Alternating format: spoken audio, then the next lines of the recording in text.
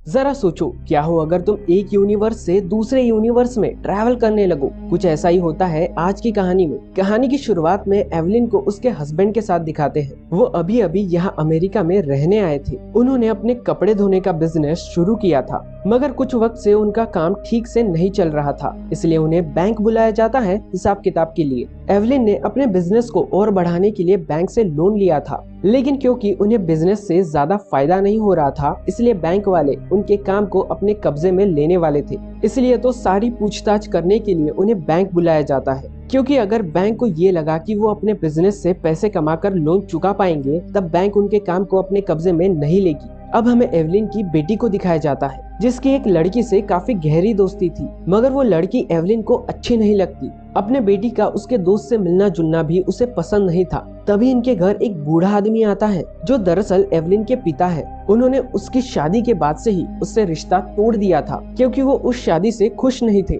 और आज काफी सालों के बाद सारी नाराजगी खत्म करके वो अपनी बेटी एवलिन से मिलने आए हैं। एवलिन उन्हें देखकर काफी खुश हो जाती है। वो अपने बेटी को समझाती है कि तुम मेरे पिता यानी अपने नाना को ये मत बताना कि तुम्हारी दोस्ती उस लड़की के साथ इतनी गहरी है, वरना वो फिर से मुझसे नाराज हो जाएंगे। इसके बाद हम एवलिन, उसके हस्बैंड और उसके पिता को बैंक जाते हुए देखते हैं, जहाँ तभी अचानक से एवलिन के हस्बैंड, जिनका नाम रेमंड था, उनके अंदर कोई और ही आ जाता है। वो लिफ्ट में लगे कैमरे को छतरी से ढककर एवलिन के कान में एक डिवाइस लगाते हुए कहता है कि तुम्हारी जान खतरे में है। उस डिवाइस के लगाते ही एवलिन को अपनी गुजरी हुई जिंदगी दिखाई देने लगती है, जिसमें वो अपना बचपन, जवानी में शादी और शादी की वजह से उसके डैड नाराज हो गए थे, वो भी दिखता है। फिर उसे अपनी बेटी भी दिखाई देती है। फिर जब वो अपने ख्याल से बाहर आती है, तो उसका हस्बैंड रेमंड उसे कागज पर कुछ जरूरी बातें लिख कर देता है और कहता है कि कुछ वक्त के बाद मैं अपने अंदर से चला जाऊंगा, जिसके बाद मैं सब कुछ भूल जाऊंगा। इसलिए बाद में तुम मुझसे ये मत पूछना कि ये कागज मैंने तुम्हें क्यों दिया।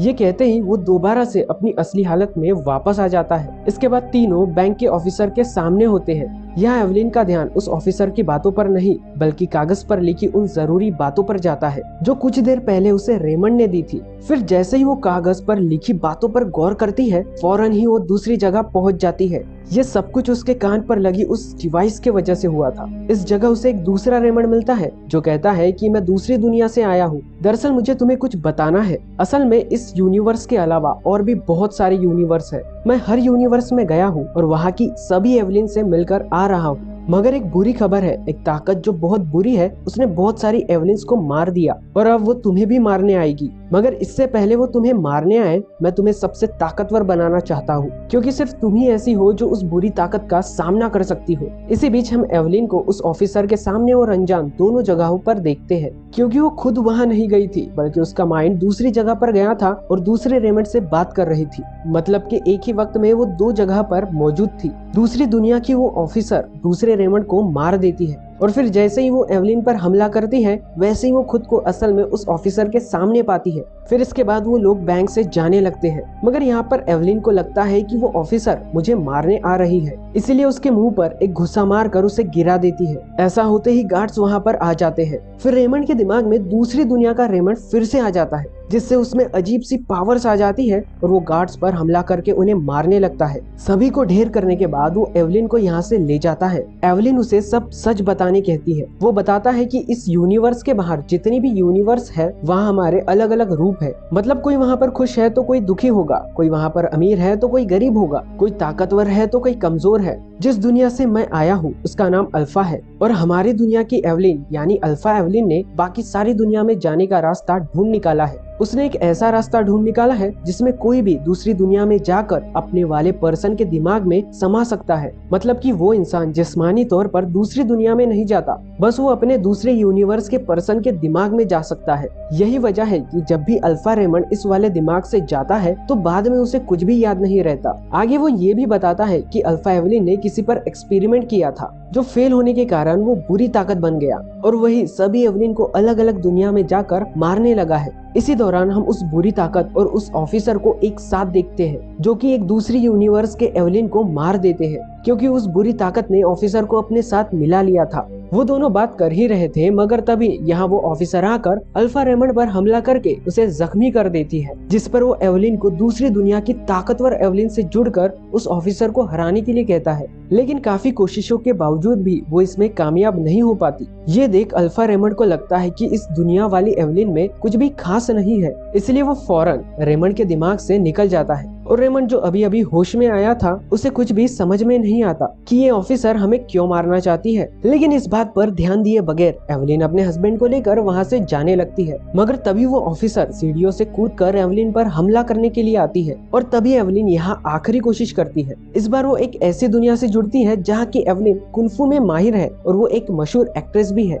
इसलिए वो कुंफू पावर्स का इस्तेमाल करके उस ऑफिसर को हरा देती है, जो देखकर अल्फा रेमंड वापस से रेमंड के दिमाग में आ जाता है। फिर वो एवलिन से कहता है कि क्योंकि तुमने उस ऑफिसर को हरा दिया है, इसलिए वो बुरी ताकत कभी भी तुम्हें मारने के लिए यहाँ पर आती होगी, क्योंकि वो ऑफिसर उसी की साथी है। और बुरी ताकत ने एक ऐसी दुनिया बना ली है जिसकी मदद से वो किसी भी दुनिया में जा सकती है। उसे कभी भी डिवाइस की जरूरत नहीं थी। आगे हमें पता चलता है कि वो बुरी ताकत और कोई नहीं बल्कि एवलिन की बेटी है, जो इस यूनिवर्स वाली एवलिन की बेटी में आकर एवलिन को मारने के लिए आगे बढ़ती है। उधर तभी कुछ पुलिस वाले एवलिन को पकड़ लेते हैं, क्योंकि कुछ ही वक्त पहले उसने ऑफिसर को अपनी कुंफू वाले स्टाइल से काफी जख्मी कर दिया था। लेकिन इससे पहले वो एवलिन को अपने साथ ले जाते, तभी यहाँ एवलिन की बेटी आ जाती है। इसके बाद वो बुरी ताकत पुलिस वालों पर हमला करके उन्हें मार देती है। इसके बाद वो बढ़ती है एवलिन की तरफ उसे मारने के लिए, मगर तभी वो कुंफू वाली एवलिन से जुड़ते हुए बाकी दुनिया के एवलिन से भी जुड़ जाती है और खुद को पाती है एक ऐसी दुनिया में जहाँ सबकी उंगलियां डॉग जैसी है। इस दुनिया में एवलिन उस ऑफिसर की काफी अच्छी दोस्त है, और फिर तभी वो वापस से अपनी दुनिया में लौट आती है। उसकी बेटी अपनी माँ एवलिन को अपनी ही बनाई एक दुनिया दिखाती है। इस दुनिया में जाने का एक काला रास्ता था, जो उसने इसलिए बनाया था ताकि वो अपनी माँ के साथ वहाँ जाकर अपने दुख खत्म कर सके। दरअसल उसकी बेटी ने सारी दुनिया में जाकर अपनी जिंदगी को देख लिया था, जिससे उसे ये पता चला कि वो किसी भी दुनिया में खुश नहीं है। इसलिए तो वो बाकी एवलिन को मारते हुए एक ऐसी एवलिन की तलाश कर रही थी जो उसी की तरह दुखी हो, उसकी जिंदगी में भी कुछ भी ठीक न हो, क्योंकि सिर्फ वही वाली एवलिन ही उसकी बेटी का दुख समझ सकती है। तभी यहाँ के अल्फा डैड आकर उसे उस बुरी ताकत से बचा कर ले जाते हैं, जिसके बाद हम उन सभी को एक कमरे में देखते हैं। तब तक एवलिन की बेटी भी अपनी असली हालत में वापस आ गई थी, इसलिए उसकी माँ उसे टेप से बांध देती है ताकि वो बुरी ताकत दोबारा से उसके दिमाग में ना आए। अब जब एल्विन के अल्फा डैड को ये पता चलता है कि वो बुरी ताकत एल्विन के बेटी में आती है, तो वो एल्विन को उसे मारने कहते हैं, मगर वो ऐसा नहीं कर पाती। अब उसके अल्फा डैड खुद ही एल्विन की बेटी को मारने के लिए अपनी गन निकालते हैं, मगर एल्विन उनके सामने आ जाती है। ये देख अल्फा डैड अपने साथियों को बुलाते हैं, तो एल्विन दोबारा से कुंफू वाली एल्विन की पावर्स का यूज करके उनसे लड़ती है। लेकिन उन लोगों को रोकने के लिए ये काफी नहीं था, इसलिए वो अलग अलग यूनिवर्स की एल्विन के पावर्स का यूज करके उन्हें अच्छा मजा चकाती है। तभी यहाँ अल्फा रेमंड आकर एल्विन को बताता है कि उस बुरी ताकत यानी अपनी बेटी को सिर्फ तुम ही रोक सकती हो। तभी बुरी ताकत अल्फा रेमंड को मार देती है, जिस वजह से असली रेमंड का कनेक्शन अल्फा रेमंड से टूट जाता है। तभी यहाँ उसकी अल्फा बेटी यानी वो बुरी ताकत भी आ जाती है, और जैसे ही एल्विन उसका मुकाबला करने वाली थी, तभी उसका दिमाग बाकी यूनिवर्स से जुड़ जाता है। उनमें से एक यूनिवर्स में एल्विन और उसकी बेटी की लड़ाई होने लगती है, जिस वजह से बाकी दुनिया में भी उन दोनों की लड़ाई होने लगती है। इस लड़ाई के बीच उसकी बेटी एल्विन को वो काला रास्ता दिखाते हुए बताती है, मैं आपको मारना नहीं चाहती, और मैंने जितने भी एल्विन्स को मारा था वो सब बहुत खुश थी,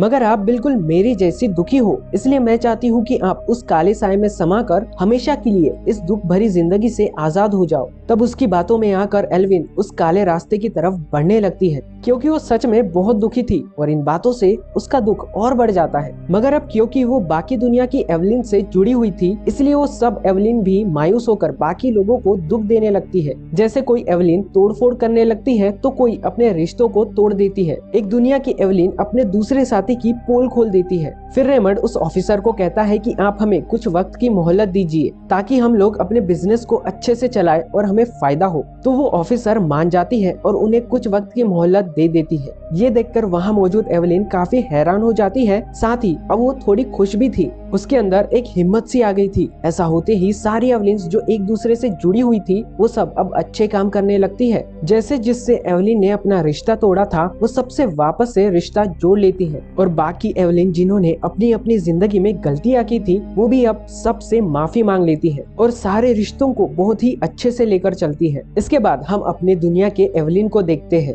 जिसके सामने उसकी बेटी उसके लिए उस काले रास्ते को लेकर आती है। वो काला रास्ता बहुत सारे लोगों को अपने अंदर खींचने लगता है जिसमें एवलिन की बेटी भी जाने लगती है। हालांकि एवलिन उसे बचाने की बहुत कोशिश करती है मगर उसके साथी उसे ऐसा करने से मना करने लगते हैं, जिस पर वो उनसे लड़ने की बजाय उनकी सारी ख्वाहिशें पूरी करने लगती है क्योंकि बाकी एवलिन से जुड़ा होने की वजह से उसमें बहुत सारी ताकतें आ गई थी। और फिर आखिर में वो अपनी बेटी को काले रास्ते में जाने से रोक लेती है। अब एवलिन की बेटी उससे कहती है कि मॉम, अगर आप मुझे खुश देखना चाहते हो तो मुझे छोड़ दो और इस काले रास्ते में जाने दो, जिस पर एवलिन उसकी बात मान जाती है। वो अपनी बेटी को छोड़ देती है जो उस काले रास्ते में चली जाती है। अब इसी के साथ हम उस दुनिया में जिसमें पार्टी हो रही थी वह एवलिन को उसकी बेटी के साथ देखते हैं। यह एवलिन उसे समझाती है कि मैं तुम्हारा भला चाहती हूँ मेरी बेटी, मैं तुम्हारी दुश्मन नहीं हूँ और हमेशा तुम्हें खुश देखना चाहती हूँ, तुम्हारी माँ हूँ। अब ये बात समझ में आते ही वो अपनी माँ के पास जाकर उनसे माफी मांगती है जिससे वो काली दुनिया का रास्ता जिस बुरी ताकत ने बनाया था वो खत्म हो जाता है।